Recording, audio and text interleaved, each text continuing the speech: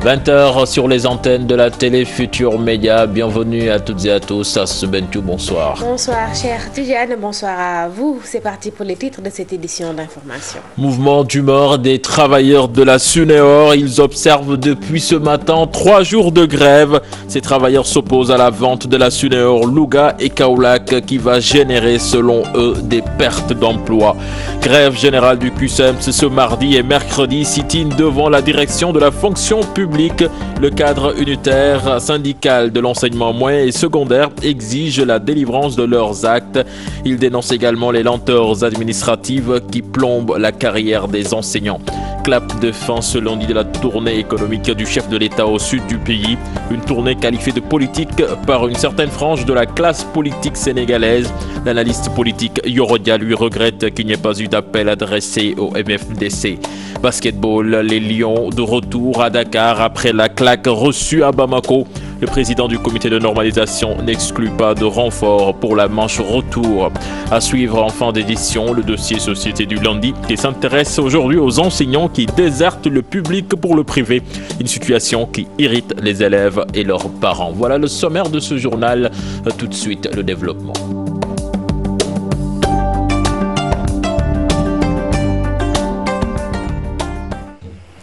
Mesdames et messieurs, bonsoir. Les travailleurs de la Sunéor en ordre de bataille. Ils observent depuis ce matin 3 jours de grève pour sauvegarder leur entreprise. Cher Tidiane, sauvegarder leur entreprise, dire non à la vente par entité de leur outil de travail et protéger les emplois déjà existants et protéger aussi leur emploi. Pour les syndicalistes de la société agroalimentaire, pas question de laisser leur direction générale liquider Sunéor, Louga et Kaolack, une opération qui peut être dangereuse à cette PFL. Les travailleurs de la Sunéor déplorent la situation critique que traverse leur entreprise. Ils pointent un doigt accusateur sur la direction générale. Leurs revendications n'ont pas été satisfaites jusqu'à présent. Ils sont en grève pour 3 jours. On ne peut pas laisser la Sunéor mourir, qui est le soutien de la filière arachide au Sénégal. Aujourd'hui, nous avons entendu dire que M. Abba Jaber est en train de vendre la Sunéor en balkanisant. Ce que nous avons toujours refusé. Ils disent non à la balkanisation et aux pertes d'emplois. Les unités sont dépendantes les unes des autres. Donc on ne peut pas vendre Ziguinchor et Kaolack à part, laisser Dakar, Diourbel et Louga à part. Qu'ils revendent le groupe en entier. Parce qu'il n'y a que ça qui peut sauver nos emplois. On ne va pas accepter qu'ils balkanisent la société. Parce qu'en 2004, on a vendu la société en intégralité. Donc il n'y a pas de raison de dire que je vais vendre Kaolack et Ziguinchor et les autres, je ne sais pas qu'est-ce que j'en ferai. Cheikh Diop, secrétaire général de la CNTS-FC, exige de l'État un soutien infaillible et se dit prêt à se battre aux côtés des travailleurs. L'autorité également doit avoir un œil très attentif à la Sodefitex qui est aussi gérée par Abba Jaber. Les intentions d'Abba Jaber sont manifestes. Mettre à genoux notre patrimoine culturel et économique, les rails, l'arachide et le coton. Ceci est inacceptable et nous sommes engagés à lui faire face. Et nous demandons aux autorités d'y remédier avant qu'il ne soit trop tard. Les travailleurs de la Sunéor restent mobilisés. Ils comptent poursuivre leur mouvement d'humeur si leurs revendications ne sont pas satisfaites. À cette PFL, le mouvement d'humeur aussi des travailleurs de l'autoroute à péage cher Tidiane. Ce matin, ils ont arboré des brassards rouges. Des brassards rouges pour dénoncer leur situation sociale à la Sénac. Leur employeur, une plateforme revendicative déposée le 1er mai 2014, restée non satisfaite jusque-là, est à l'origine du mouvement. Entre autres revendications, une augmentation de salaire, l'instauration d'un dialogue social. À ce propos, je vous propose d'écouter à Seydina Ousmane Diouf, le secrétaire général des travailleurs de l'autoroute à péage. Il est joint au téléphone par Daniel Diouf. Nous avons demandé une prime de risque. Parce que qui dit l'autoroute à péage dit risque. Nous avons demandé également le fait de permettre aux gens qui travaillent dans les cabines de pouvoir faire une confrontation entre la recette informatisée, c'est-à-dire la recette que déclare le système, et le physique. Ce qui est impossible actuellement. Actuellement, les travailleurs, à leur descente, prennent leur argent, leur liasse et le jettent dans le coffre. 2 mois, 3 mois plus tard, on nous appelle pour vous dire que vous êtes déficitaire de X francs. Nous avons demandé également qu'il y ait un dialogue social sincère, qu'il n'y avait pas de sincérité dans le dialogue qui lie les travailleurs, c'est-à-dire le syndicat et l'employeur. Nous avons demandé également le bilan social des exercices 2012, 2013 et 2014, ce qui jusqu'à présent n'est pas fait. Nous avons demandé également un restaurant subventionné, parce que l'image de l'entreprise, je crois que ce n'est pas que les travailleurs se bousculent derrière des gargotes, mais c'est de mettre une restauration subventionnée pour les travailleurs. Nous espérons que la direction va revenir à la raison et instaurer le dialogue sincère que nous avons toujours demandé. Mais si ce n'est pas le cas, on va d'abord avertir encore une fois de plus en faisant une suivi du conférence de presse. Si ça ne répond pas toujours, c'est par là qu'on va déposer un préavis de grève. Je vous le disais en sommaire, le QSEM se déroule son 3e plan d'action. Grève générale ce mardi et mercredi. Sit-in devant la direction de la fonction publique ce jeudi. Mardi, mercredi, jeudi, Cheikh Tidiane, 3 jours de mouvement d'humeur pour réclamer la délivrance de leurs actes, documents qui valident leur projet d'études bloqués par des lenteurs administratives. Conséquence, leur carrière est plombée, compte rendu de leur conférence de presse Aminata Mbaresso. La revalorisation de la fonction enseignante, principale doléance du QSEMS. Une grève générale les mardis et mercredis, un sitting devant la direction de la fonction publique, 3e plan d'action du QSEMS pour se faire entendre. Aujourd'hui, dans le système, pratiquement plus aucun enseignant n'avance. Il est des lenteurs que nous avons constatées au niveau de la délivrance des actes de toute nature qui ne s'expliquent pas et qui, à notre sens, procède tout simplement d'un gel des salaires des enseignants. Autre fait déploré par ces syndicalistes, l'absence d'équité dans le traitement des agents de l'État. C'était là la goutte d'eau, donc de trop. Parce qu'encore une fois de plus, nous ne pouvons pas comprendre qu'au moment où on nous dit, et de façon solennelle, qu'aucune revendication à incidence financière donc, ne pouvait être examinée avant les termes de cette étude sur le système de rémunération et donc de motivation, eh bien que nous nous attendions, eh bien qu'on octroie comme ça des indemnités donc à des gens. La grève, ultime recours de ces syndicalistes, même s'ils se disent préoccupés de l'avenir des écoliers, victimes de ces nombreuses contestations dans le système éducatif sénégalais. Aminata Mbaresso, appliquer les conclusions des Assises nationales de l'éducation, réviser la loi sur la gouvernance des universités publiques, entre autres points de la plateforme revendicative de l'Union syndicale pour une éducation de qualité. L'intersyndicale donne au gouvernement un ultimatum d'1 mois pour répondre favorablement à ces demandes. Elle animait un point de presse compte rendu Pape Cheikh Diack. Conformément à sa mission de défense et de promotion d'une éducation de qualité, l'Union syndicale pour une éducation de qualité, USEC, a déposé sur la table du gouvernement une plateforme revendicative axée sur 4 points. L'USEC a décidé de déposer une plateforme revendicative auprès du gouvernement autour de 4 points. La mise en œuvre ou la mise en place du cadre de suivi, donc des concertations sur l'enseignement supérieur, la révision de la loi sur les universités, mais aussi la mise en œuvre des accords signés en février 2014, donc avec le gouvernement. L'intersyndicale lance un ultimatum d'1 mois au gouvernement afin de répondre favorablement à sa requête. Nous allons donner un délai au gouvernement pour réagir par rapport à cette plateforme. Un délai d'1 mois. Au-delà de ce délai, nous jugerons, je pense qu'à juste titre, nécessaire de déposer donc un préavis de grève. Marem Sakho Dansokho, membre du bureau exécutif de l'Internationale de l'éducation, appelle les enseignants à s'opposer au projet de suppression du droit de grève, actuellement en gestation dans les instances du Bureau international du travail. Le pouvoir néolibéral qui sévit à travers le monde aujourd'hui est en train de tenter une suppression pure et simple du droit de grève. L'accepter serait effectivement de soumettre les travailleurs à l'esclavage, si on peut le dire ainsi. En guise de réponse à la menace qui pèse sur le droit de grève, l'USEC invite ses membres à observer un arrêt de travail symbolique de 30 minutes le vendredi 27 février de 12h30 à 13h. Je vous le disais en sommaire, la tournée économique du chef de l'État s'achève ce lundi à Sédhiou. Certainement, nous y reviendrons dans nos prochaines éditions avec Lamine Ba. Une tournée économique à Stumben qui bat son plein. Tournée économique, Cheikh Tidiane, campagne électorale pour d'autres. Pour l'analyste politique Yoro Dia, les actes posés par le chef de l'État dans le sud du pays sont légitimes, mais il faut qu'il aille jusqu'au bout de sa logique et rencontre le MFDC pour un retour définitif de la paix en Casamance. Le reportage est signé Maïmouna Ndiaye.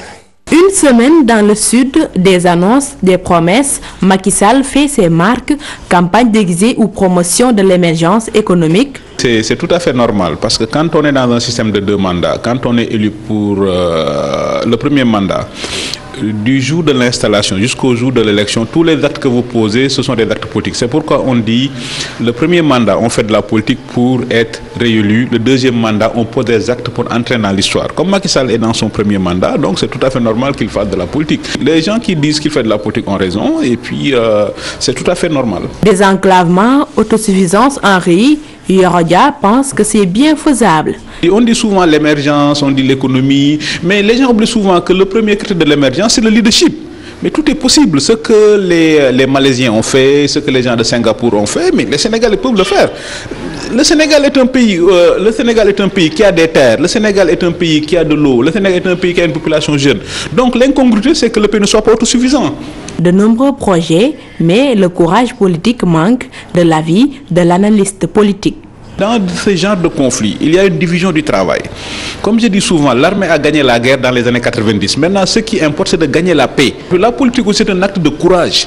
C'est bien l'économie, c'est bien les plateaux. Je pense qu'il faut que le président de la République ait le courage politique de franchir le Rubicon. C'est quoi avoir le courage politique? C'est de donner une porte de sortie honorable au MFDC. Il faut que le président de la République, publiquement, donne une porte de sortie honorable au MFDC. Pour moi, c'est tout ce qui reste de la crise. Région très sensible, la Casamance a reçu le chef de l'État qui compte bien en faire une localité émergente. Le chef de l'État à l'intérieur du pays, depuis plusieurs jours, les caravanes passent, la polémique s'installe. Oui, Macky Sall est tout simplement en tournée politique, ce qui n'est pas de l'avis du camp présidentiel qui soutient que le président ne fait qu'accomplir sa mission de chef d'État. C'est un sujet signé Fatidien et Tierno Laurent Mendy. Le président de la République dans le sud du pays depuis jeudi, une tournée économique, un programme défini. Les actes posés par le chef de l'État ne laissent pas les politiciens indifférents. L'avantage de cette tournée, c'est que pendant que l'opposition conteste, proteste et dénonce, lui, il poursuit sa logique de conquête multiforme à travers des actions et à travers des discussions et des contacts directs avec les populations. Ce qui n'est pas une mauvaise chose. Aujourd'hui, le débat qui tourne autour de la paternité de l'ensemble de ces réalisations, qui se pose dans les rangs de l'opposition, mais n'est pas productif. Une tournée qui est très importante parce qu'il ne faut pas oublier que cette partie du Sénégal est déchirée depuis 30 ans par une rébellion et il faudrait que les gouvernants puissent faire une discrimination positive. Il faudrait que à un moment donné, quand même, que les Sénégalaises et les Sénégalais se ressaisissent pour comprendre que l'intérêt des populations a plus de valeur que l'intérêt des hommes politiques. Entre inauguration, rencontre, pose de première pierre, l'agenda du chef de l'État est chargé. Pour Aliou Sow, Macky Sall est en train de battre campagne pour la prochaine présidentielle. Macky Sall a démarré sa campagne électorale depuis la première tenue du Conseil ministériel décentralisé. D'abord, cette campagne, c'était pour avoir une majorité présidentielle parlementaire. Il l'a obtenue. Les deuxièmes tournées, c'était pour remporter les élections locales. Il a fait de bons résultats. C'est de bonne guerre. Si c'est le président Macky Sall pose des actes positifs pour les populations, c'est ça, battre campagne. Je pense qu'il doit tous les jours battre campagne pour que les populations, quand même, voient au moins les réalisations du président de la République. La Casamance, au devant de la scène, le temps d'une tournée économique, le camp présidentiel affirme que le désenclavement de la région est l'objectif final de cette tournée. Puis cette tournée économique du chef de l'État se mène des versements appréciés par les populations. Une tournée de bonne graine pour la Casamance, normale pour certains Sénégalais car c'est une localité qui était pendant plusieurs années dans l'oubli et minée par une guerre, mais il ne faut pas s'en arrêter aux promesses, précise-t-il. Fatou Bintou Conté. Cette fois-ci, c'est la région de Casamance qui a été choisie par le chef de l'État Macky Sall pour une tournée économique. Une initiative fortement appréciée par les populations. C'est une bonne initiative. La Casamance fait partie du Sénégal. Aider les populations de cette zone, c'est très beau. C'est une chose normale même.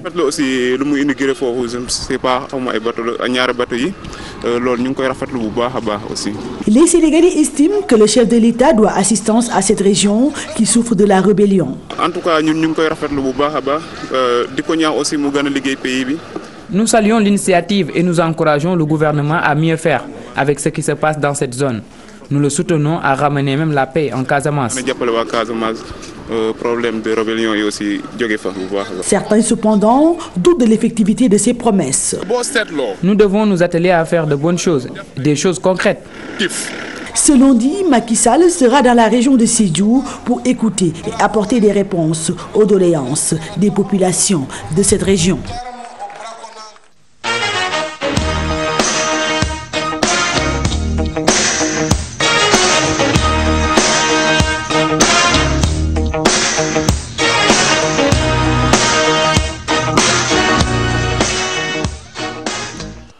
Et puis basketball, après leur lourde défaite concédée face au Mali lors de la manche allée des éliminatoires de l'Afrobasket 2015, l'équipe nationale masculine est de retour à Dakar avec l'ambition de renverser la vapeur. Le staff technique et les joueurs sont très motivés pour obtenir la qualification. Pour eux, tout est possible. En basket, les Lions ont déjà entamé leur préparation à huis clos. Je vous propose là-dessus de suivre leur arrivée avec Pape Faraning et Tierno Laurent Mendy. La défaite des Lions du basket s'explique par un manque de réussite, surtout au niveau du jeu intérieur. On a beaucoup tiré, le Mali ne nous a jamais empêché de tirer, on a joué notre jeu, mais quand même on n'a pas eu de réussite parce qu'on a tiré à 3 points, on a fait un 4 sur 22. Alors je pense que 61 fois on a tiré. Le Mali n'a pas fait ça. Et je pense qu'ils nous ont dominé quand même dans la raquette. Je pense qu'ils ont mis beaucoup de paniers dans la raquette, tous leurs paniers presque. Ils n'ont marqué qu'un seul panier, c'est un panier à 3 points. Et c'est en dehors de la raquette, c'est les 3 points qu'ils ont mis. Ils ont fait 1 sur 16. Avec 22 points de retard, les protégés de Sersar minimisent. Ils restent convaincus de pouvoir renverser la vapeur. La phase aller, on a perdu de 22 points. Maintenant, on va essayer de essayer de jouer samedi pour la gagne, quoi. On ne peut pas dire qu'on va aller prendre les 22 ou 23 points. On va aller jouer au basket et essayer de battre le Mali chez nous. Pour le match retour, le coach n'exclut pas l'hypothèse de nouveaux renforts avec la venue des expatriés. Par rapport au renfort, je ne veux pas en parler parce que quand même, c'est les télévisions sénégalaises sont regardées partout dans le monde. Je ne veux pas donner aussi des ficelles à l'adversaire pour qu'il se prépare en conséquence. Donc je pense que ce qu'on est en train de beaucoup analyser la situation, de voir les possibilités que nous avons. Maintenant, je ne veux pas parler de stratégie ni de renfort ici. Pour montrer sa détermination, l'équipe nationale masculine a déjà entamé sa préparation avec un entraînement à huis clos ce lundi à Marius Ndiaye pour aborder sereinement la manche retour ce samedi. Pape Faraning, le président du CNBS, n'écarte pas aussi l'idée d'appeler des renforts. Tout est fin prêt pour transporter ces joueurs si le staff technique le désire, bien sûr. Selon Serigne Mboup, le coach a une liste de 25 joueurs et il est prêt à négocier avec leur club pour la venue de ces expatriés. Serigne Mboup que nous écoutons avec Pape Faraning. Si évidemment l'encadrement technique qui va tirer les leçons de ce match, qui a révisionné le match, qui sait ce qu'il faut faire, pense qu'il faut se renforcer, mais naturellement notre devoir c'est de faire en sorte que cela soit possible en tenant compte des possibilités quand même qu'offre le règlement et des disponibilités des uns et des autres dans les différents clubs, puisque nous avons, même si le Mali a réussi à avoir tous ses professionnels, nos professionnels ne jouent pas dans les mêmes clubs, n'occupent pas les mêmes responsabilités, et cela la raison pour laquelle le règlement FIBA étant ce qu'il est, qui n'est pas celui de la FIFA, il est difficile donc d'avoir tous ces joueurs. Mais nous sommes à la disposition de l'encadrement technique et les joueurs sénégalais, on le sait, sont des patriotes et ils sont tous prêts à répondre. Et le ministère des Sports a mis les moyens pour que, effectivement, avec le CNBS, nous puissions faire venir tous les joueurs qui seront sollicités et qui seront aussi disponibles conformément au règlement.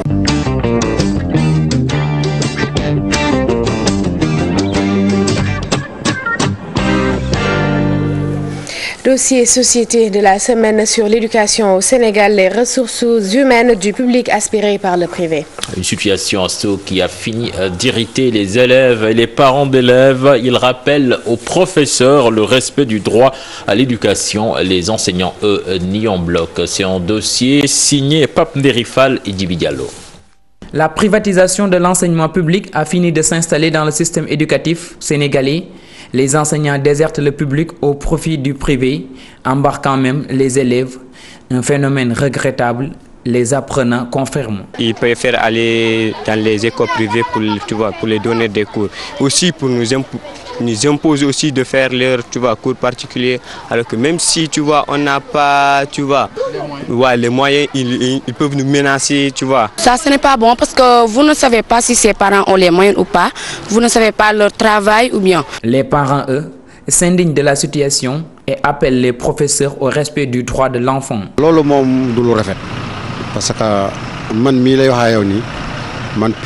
Nous condamnons ce genre de pratique.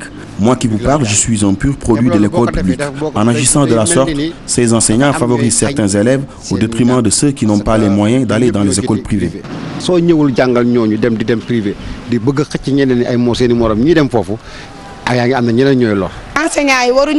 enseignants ne devraient pas imposer des cours particuliers à nos enfants qui sont dans les écoles publiques. Tous les parents d'élèves n'ont pas les moyens de payer 10 000 ou plus. Ils interpellent l'État à trouver une solution à ce phénomène. L'État du Sénégal devrait prendre des mesures pour arrêter cela. Avec tous les moyens qui sont injectés dans l'éducation, les enseignants devraient mettre en avant l'intérêt de l'État du Sénégal.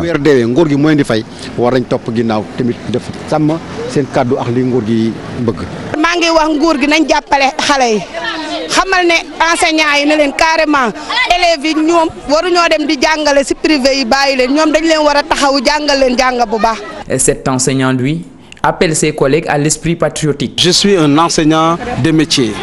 J'ai enseigné pendant 13 ans.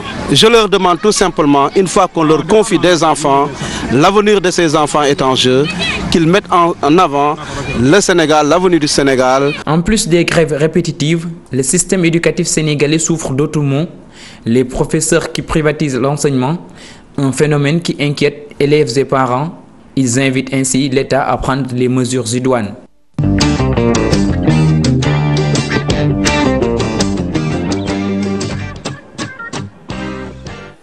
Pape Ndérifal, merci. C'est la fin de ce journal. Merci beaucoup. Merci beaucoup. Merci, cher Tidiane. Merci aussi à vous. Très prochain rendez-vous pour l'information, ce sera à 0h avec le tout en images. Quant à moi, je vous retrouve tout à l'heure dans votre émission Sport à la une avec Malal Junior Diagne. Excellente suite de programme. Au revoir.